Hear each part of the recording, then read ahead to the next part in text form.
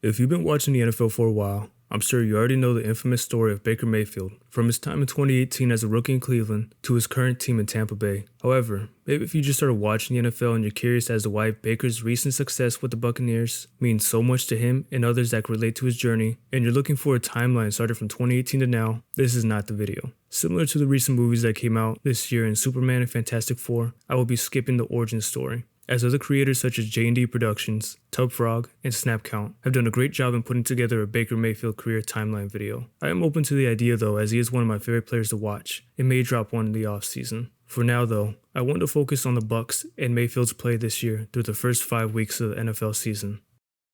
Before the 2025 season started, the Bucs had come off a 10-7 year, winning the NFC South. They played a great Commanders team in the wild card, but lost by a last-second field goal in the close one, 23-20. Mayfield finished the year with 4,500 passing yards on 71.4 completion percentage, also adding 41 touchdowns on the year as well. That was a career high in passing yards, completion percentage, and touchdowns, as well as earning him a Pro Bowl selection as well. Even while losing star Chris Godwin Jr. mid-season, Baker was able to spread the ball around to future Hall of Famer Mike Evans, tight end Cade Otton, and rookie Jalen McMillan. Everyone would return this upcoming year in 2025. And the addition of wide receiver Emeka Egbuka from Ohio State University would make this Bucs wide receiver rooms one of the best in the league. Expectations were high entering the 2025 season, and the Bucs couldn't wait to showcase their firepower in Week 1 against the Falcons. The Bucs didn't exactly start the game the way they wanted to on the first possession, as Michael Penix threw a short pass to Bijan Robinson, and he took it 50 yards to the house to give Atlanta a 7-0 lead over Tampa Bay. Baker and the Bucs went 3-and-out on their first 2 drives, but finally in the second quarter, after finding the never-aging Mike Evans on back-to-back passes, on 3rd and 2, Baker threw a laser between 2 defenders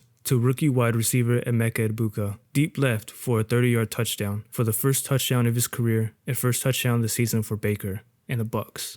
Later in the third quarter with a score of 10-10, on 3rd and 6, Baker showed his pocket awareness and scrambled for 20 yards to get the first down inside the 10-yard line. And one thing you'll notice in some of these highlights, the man rarely slides. 2 plays later, Mayfield found the versatile second-year running back Bucky Irving for a 9-yard touchdown. However, Atlanta was giving the Bucs a run for their money, as the Falcons were up with just 2 minutes left in the game with a score of 20-17. With the game on the line, Baker and the offense had the ball in their hands, with an opportunity to tie or go up late in the game. Baker was locked in, and with a minute left in the game, Baker stayed cool in the pocket once again and found his rookie wide receiver Egbuka for another touchdown, going up 23-20 with 59 seconds left in the game.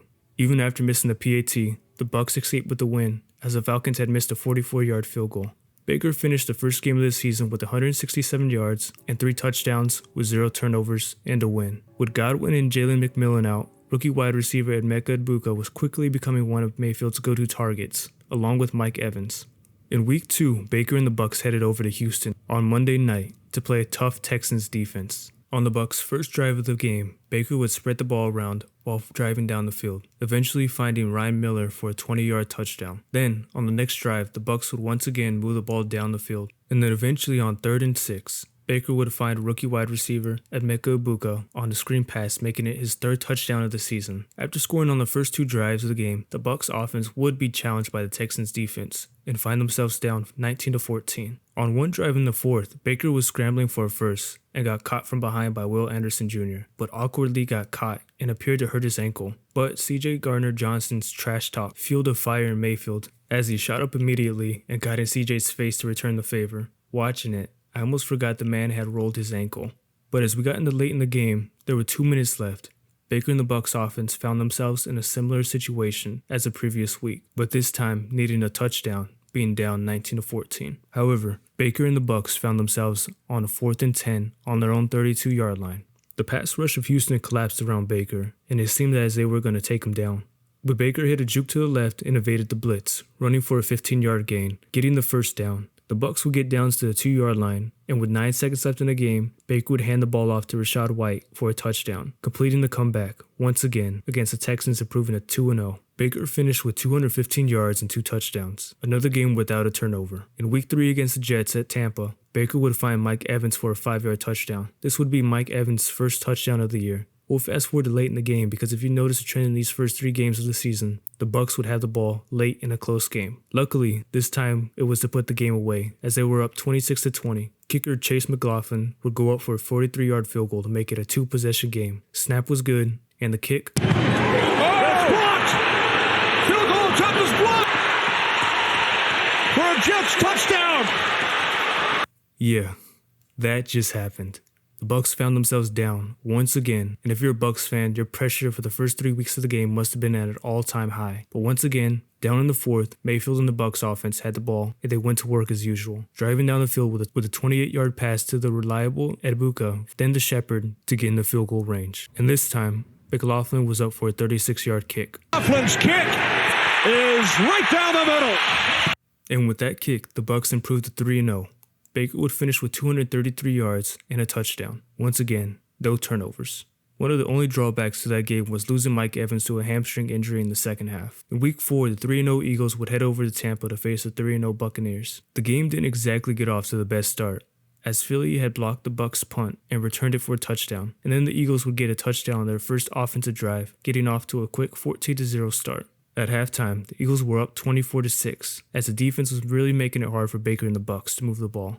Yet, there was another half to play, and early in the third quarter, Baker was rolling right and was looking deep and found his clear go-to target, Edbuka, for a 77-yard touchdown between 2 defenders. Late in the third, after being down 31-13, Baker would maneuver around the pocket, keeping his eyes downfield, and throwing a perfect pass to the left sideline to Bucky Irving for a 72-yard touchdown pass. The Bucs had gotten themselves back in the game, and with 8 minutes left in the fourth quarter, Baker and the Bucs offense were in the red zone with the score 31-23. And the Bucs had an opportunity to tie this game up. And then... intercepted!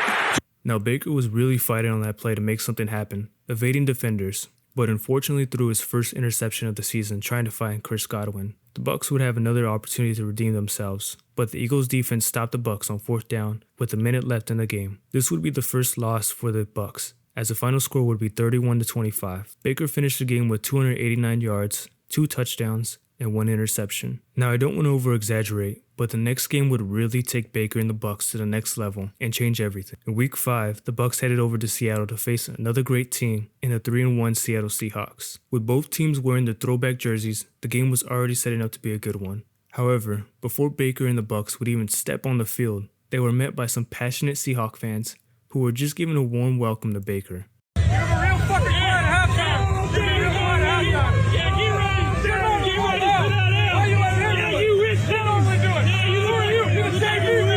Fired up, Baker and the Bucs offense would score on 3 of their first 4 drives, going up 13-0 on the Seahawks.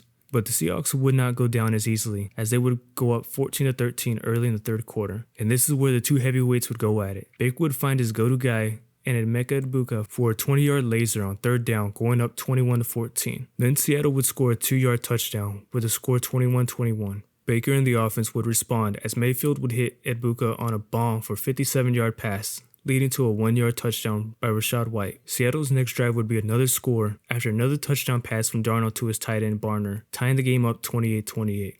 The Bucs would punt on their next drive, and you guessed it, Seattle would score again, making it 35-28. With 3 minutes left in the game, the Bucs would have the ball, and at this point in the season, there's a select few quarterbacks that you'd want in that position. But Mayfield is definitely one of them. Baker would drive the ball down the field, finding Egbuka and Cade Otton for 25-yard passes to get within the red zone. And with 1 minute left in the game, Mayfield would move left and on a tough, almost crossbody pass, find Sterling Shepard for an 11-yard touchdown pass, tying the game, 35-35. This time, the Bucs defense would have to get a late stop. And on the second play of the Seahawks' next drive, the defense would get pressure on Darnold, who has been playing a great game. This pressure, however, would force a tip pass and be intercepted by linebacker Levante David. The Bucs would run the ball and get in the field goal range. And once again, Chase McLaughlin would be up for a chance to win the game for the Bucs. Got it! Remember those Seahawk fans that were giving Baker a warm welcome? Baker made sure to return the favor before he left the game. No! You still suck! You still suck! You still suck! I know we're only 5 weeks into the NFL season, but this is easily in Game of the Year contention. The Bucs improved to 4-1 after a 38-35 victory over the Seahawks, while Mayfield finished the game with 379 passing yards, while completing 29 passes out of 33 and adding 2 touchdowns with, once again, 0 turnovers. After the first 5 weeks, the Bucs look like real contenders on both sides of the ball, and Baker Mayfield is playing the best we've seen him play in his 8-year career. He's quickly emerging as a top MVP candidate through the first quarter of the season. Baker's toughness and energy he brings to the field every game tunes in more than just Buccaneer fans. We'll see how the rest of the year plays out, but so far through 5 games, Mayfield has 1,283 yards, a touchdown to interception ratio of 10-1, and a rating of 104.4. Now, I can't predict the future, and I don't know what will happen within the next few weeks of the season, but one thing I know for sure is that Baker will bring everything he's got every time he touches that field. And some advice if you're an opposing fan, and when the Bucs come into town, I'm pretty sure trash-talking Baker gives them a power boost. We'll see how Detroit Lion fans welcome him, as that will be the Bucs' next away game. If you guys made it this far in the video, I just want to say thank you for watching, and I hope you guys have a great rest of your day. Also, shout out to my 9th subscriber,